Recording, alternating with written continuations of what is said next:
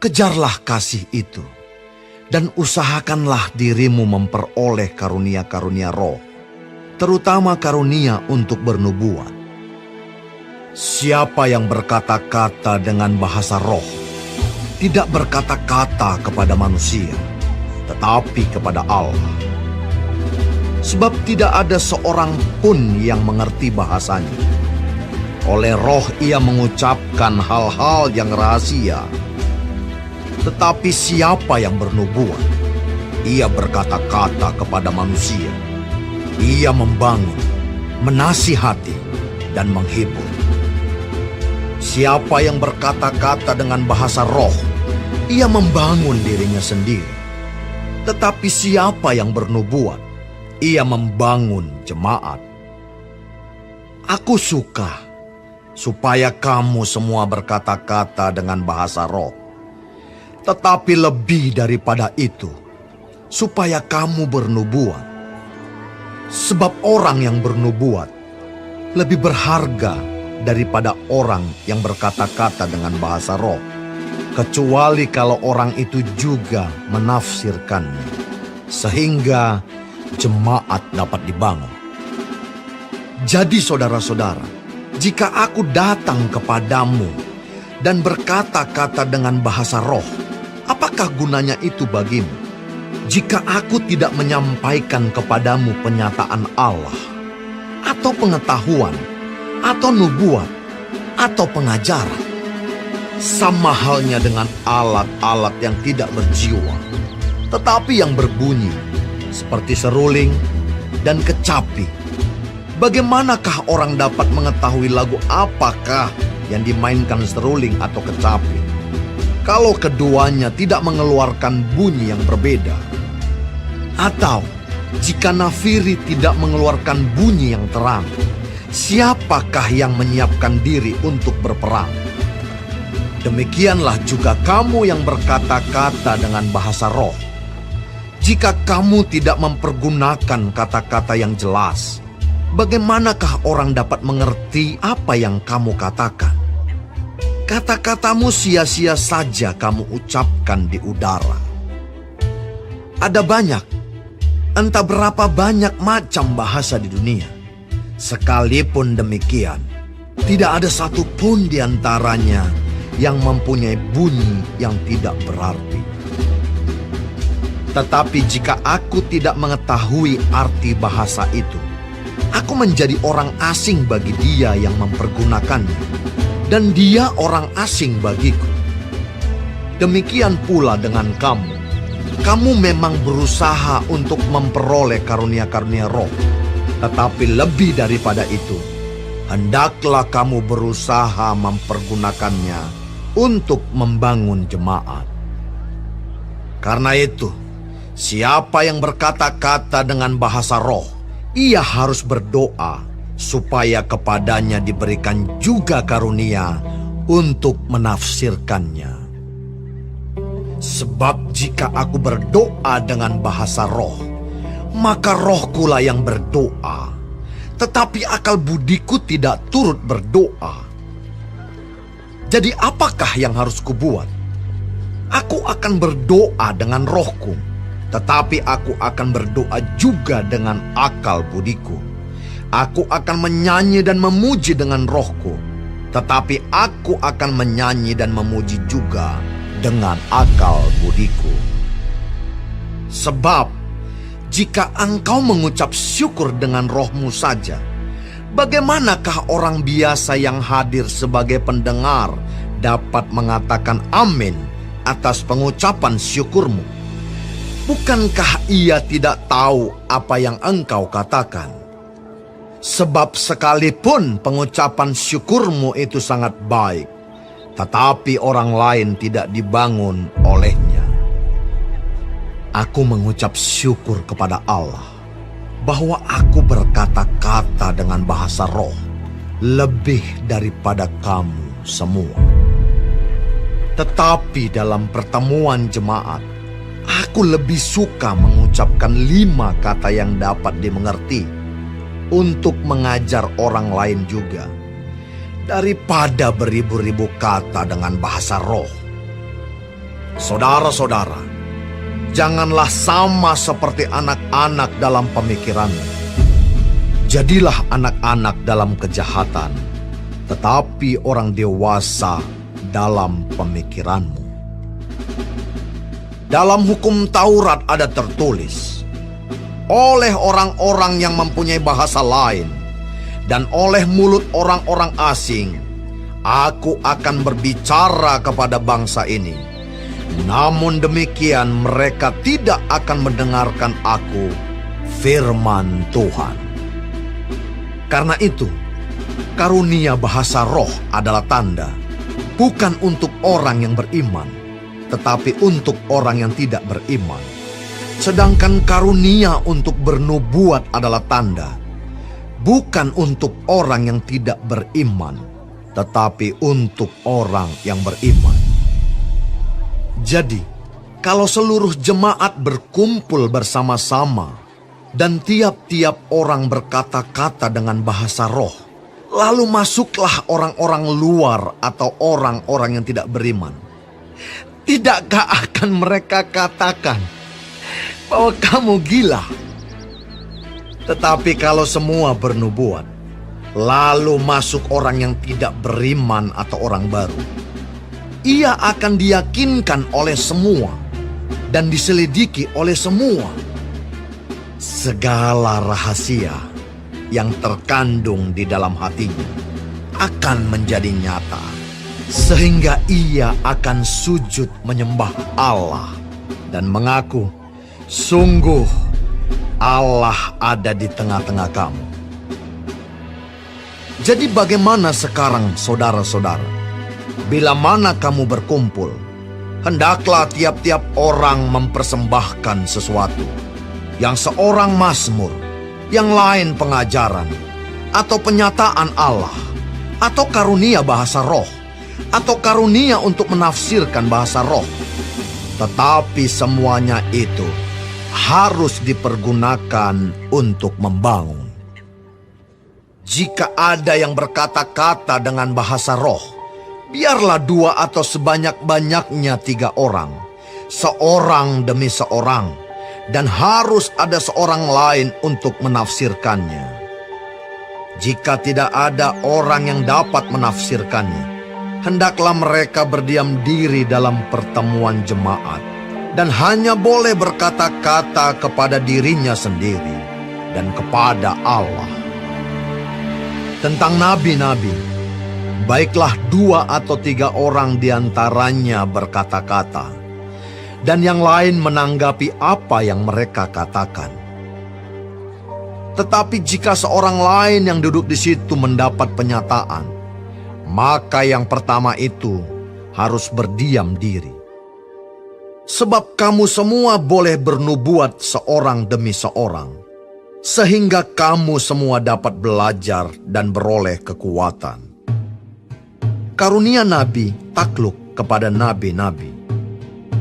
Sebab Allah tidak menghendaki kekacauan, tetapi damai sejahtera. Sama seperti dalam semua jemaat orang-orang kudus, perempuan-perempuan harus berdiam diri dalam pertemuan-pertemuan jemaat. Sebab mereka tidak diperbolehkan untuk berbicara.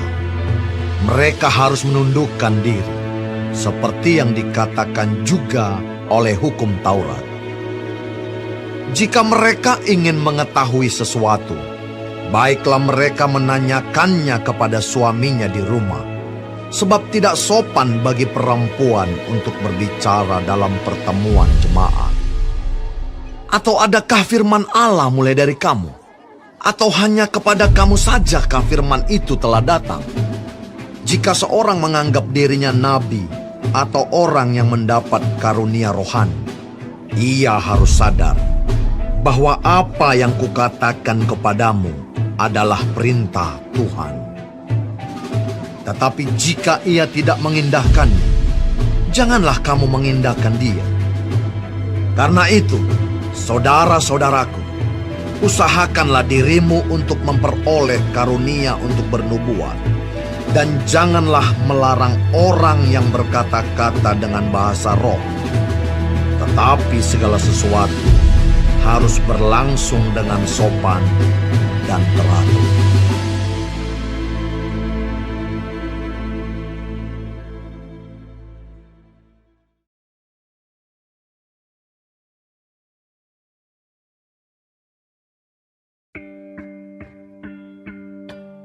Dan sekarang, saudara-saudara, aku mau mengingatkan kamu kepada Injil yang aku beritakan kepadamu, dan yang kamu terima, dan yang di dalamnya kamu teguh berdiri. Oleh Injil itu kamu diselamatkan, asal kamu teguh berpegang padanya, seperti yang telah kuberitakan kepadamu, kecuali kalau kamu telah sia-sia saja menjadi percaya.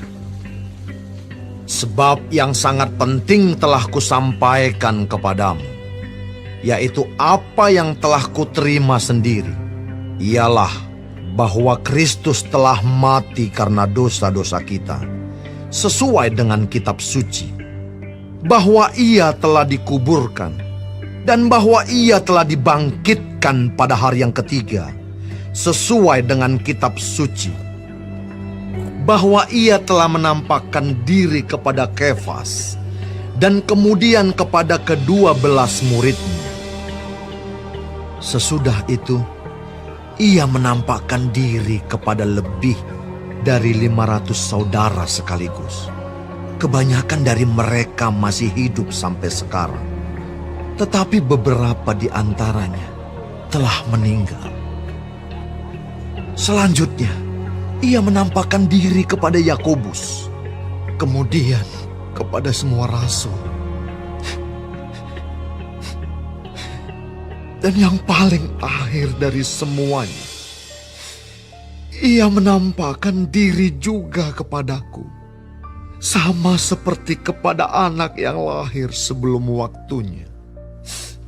Karena aku adalah yang paling hina dari semua rasul, sebab aku telah menganiaya jemaat Allah. Tetapi karena kasih karunia Allah, aku adalah sebagaimana aku ada sekarang. Dan kasih karunia yang dianugerahkannya kepadaku tidak sia-sia. Sebaliknya, aku telah bekerja lebih keras daripada mereka semua. Tetapi bukannya aku, melainkan kasih karunia Allah yang menyertai aku. Sebab itu, baik aku maupun mereka, demikianlah kami mengajar, dan demikianlah kamu menjadi percaya. Jadi, bila mana kami beritakan bahwa Kristus dibangkitkan dari antara orang mati, bagaimana mungkin ada di antara kamu yang mengatakan bahwa tidak ada kebangkitan orang mati? Kalau tidak ada kebangkitan orang mati, maka Kristus juga tidak dibangkitkan. Tetapi andai kata Kristus tidak dibangkitkan, maka sia-sialah pemberitaan kami, dan sia-sialah juga kepercayaan kamu. Lebih daripada itu, kami ternyata berdusta terhadap Allah, karena tentang Dia kami katakan bahwa Ia telah membangkitkan Kristus, padahal Ia tidak membangkitkannya. Kalau andai kata benar bahwa orang mati tidak dibangkitkan. Sebab jika benar orang mati tidak dibangkitkan, maka Kristus juga tidak dibangkitkan. Dan jika Kristus tidak dibangkitkan, maka sia-sialah kepercayaan kamu, dan kamu masih hidup dalam dosamu. Demikianlah binasa juga orang-orang yang mati dalam Kristus. Jikalau kita hanya dalam hidup ini saja menaruh pengharapan pada Kristus, maka kita adalah orang-orang yang paling malang dari segala manusia. Tetapi yang benar ialah bahwa Kristus telah dibangkitkan dari antara orang mati, sebagai yang sulung dari orang-orang yang telah meninggal. Sebab sama seperti maut datang karena satu orang manusia, Demikian juga kebangkitan orang mati datang karena satu orang manusia. Karena sama seperti semua orang mati dalam persekutuan dengan Adam, demikian pula semua orang akan dihidupkan kembali dalam persekutuan dengan Kristus. Tetapi tiap-tiap orang menurut urutannya. Kristus sebagai buah sulung, sesudah itu mereka yang menjadi miliknya pada waktu kedatangannya. Kemudian tiba kesudahannya, yaitu bila mana ia menyerahkan kerajaan kepada Allah Bapa. Sesudah ia membinasakan segala pemerintahan, kekuasaan, dan kekuatan. Karena ia harus memegang pemerintahan sebagai raja, sampai Allah meletakkan semua musuhnya di bawah kakinya. Musuh yang terakhir yang dibinasakan ialah maut. Sebab segala sesuatu telah ditaklukkannya di bawah kakinya. Tetapi kalau dikatakan bahwa segala sesuatu telah ditaklukkan, maka teranglah bahwa ia sendiri yang telah menaklukkan segala sesuatu di bawah kaki Kristus itu tidak termasuk di dalamnya. Tetapi kalau segala sesuatu telah ditaklukkan di bawah Kristus, maka ia sendiri sebagai anak akan menaklukkan dirinya di bawah Dia, yang telah menaklukkan segala sesuatu di bawahnya, supaya Allah menjadi semua di dalam semua. Jika tidak demikian, apakah faedahnya perbuatan orang-orang yang dibaptis sebagai orang mati? Kalau orang mati sama sekali tidak dibangkitkan, mengapa mereka mau dibaptis sebagai orang-orang yang telah meninggal? Dan kami juga, mengapakah kami setiap saat membawa diri kami ke dalam bahaya? Saudara-saudara, tiap-tiap hari aku berhadapan dengan maut, demi kebanggaanku akan kamu dalam Kristus Yesus, Tuhan kita. Aku katakan bahwa hal ini benar. Kalau hanya berdasarkan pertimbangan-pertimbangan manusia saja, aku telah berjuang melawan binatang buas di Efesus. Apakah gunanya hal itu bagiku? Jika orang mati tidak dibangkitkan, maka marilah kita makan dan minum, sebab besok kita mati. Janganlah kamu sesat. Pergaulan yang buruk merusakkan kebiasaan yang baik. Sadarlah kembali sebaik-baiknya, dan jangan berbuat dosa lagi. Ada di antara kamu yang tidak mengenal Allah. Hal ini kukatakan supaya kamu merasa malu. Tetapi mungkin ada orang yang bertanya, bagaimanakah orang mati dibangkitkan? Dan dengan tubuh apakah mereka akan datang kembali? Hai orang bodoh, apa yang engkau sendiri taburkan tidak akan tumbuh dan hidup kalau ia tidak mati dahulu. Dan yang engkau taburkan bukanlah tubuh tanaman yang akan tumbuh, tetapi biji yang tidak berkulit, umpamanya biji gandum atau biji lain. Tetapi Allah memberikan kepadanya suatu tubuh seperti yang dikehendakinya. Ia memberikan kepada tiap-tiap biji tubuhnya sendiri. Bukan semua daging sama. Daging manusia lain daripada daging binatang, lain daripada daging burung, lain daripada daging ikan. Ada tubuh sorgawi dan ada tubuh duniawi, tetapi kemuliaan tubuh sorgawi lain daripada kemuliaan tubuh duniawi. Kemuliaan matahari lain daripada kemuliaan bulan, dan kemuliaan bulan lain daripada kemuliaan bintang-bintang, dan kemuliaan bintang yang satu berbeda dengan kemuliaan bintang yang lain. Demikianlah pula halnya dengan kebangkitan orang mati. Ditaburkan dalam kebinasaan, dibangkitkan dalam ketidakbinasaan. Ditaburkan dalam kehinaan, dibangkitkan dalam kemuliaan, ditaburkan dalam kelemahan, dibangkitkan dalam kekuatan. Yang ditaburkan adalah tubuh alamiah, yang dibangkitkan adalah tubuh rohania. Jika ada tubuh alamiah, maka ada pula tubuh rohania. Seperti ada tertulis, manusia pertama, Adam menjadi makhluk yang hidup, tetapi Adam yang akhir menjadi roh yang menghidupkan. Tetapi yang mula-mula datang bukanlah yang rohaniah, tetapi yang alamiah. Kemudian barulah datang yang rohaniah. Manusia pertama berasal dari debu tanah dan bersifat jasmani. Manusia kedua berasal dari surga. Makhluk-makhluk alamiah sama dengan dia yang berasal dari debu tanah. Dan makhluk-makhluk surgawi sama dengan dia yang berasal dari surga. Sama seperti kita telah memakai rupa dari yang alamiah, demikian pula kita akan memakai rupa dari yang surgawi. Saudara-saudara, inilah yang hendak kukatakan kepadamu, yaitu bahwa daging dan darah tidak mendapat bagian dalam kerajaan Allah, dan bahwa yang binasa tidak mendapat bagian dalam apa yang tidak binasa. Sesungguhnya, aku menyatakan kepadamu suatu rahasia. Kita tidak akan mati semuanya, tetapi kita semuanya akan diubah.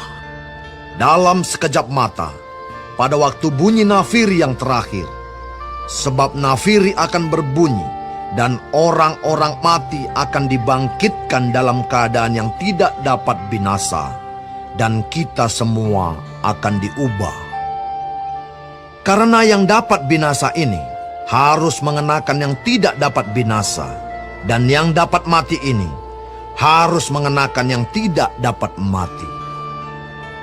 Dan sesudah yang dapat binasa ini mengenakan yang tidak dapat binasa, dan yang dapat mati ini mengenakan yang tidak dapat mati, maka akan genaplah firman Tuhan yang tertulis, maut telah ditelan dalam kemenangan. Hai maut, di manakah kemenanganmu? Hai maut, di manakah sengatmu? Sengat maut ialah dosa, dan kuasa dosa ialah hukum Taurat. Tetapi syukur kepada Allah yang telah memberikan kepada kita kemenangan oleh Yesus Kristus, Tuhan kita. Karena itu, saudara-saudaraku yang kekasih, berdirilah teguh, jangan goyah, dan giatlah selalu dalam pekerjaan Tuhan. Sebab kamu tahu bahwa dalam persekutuan dengan Tuhan, jerih payahmu tidak sia-sia.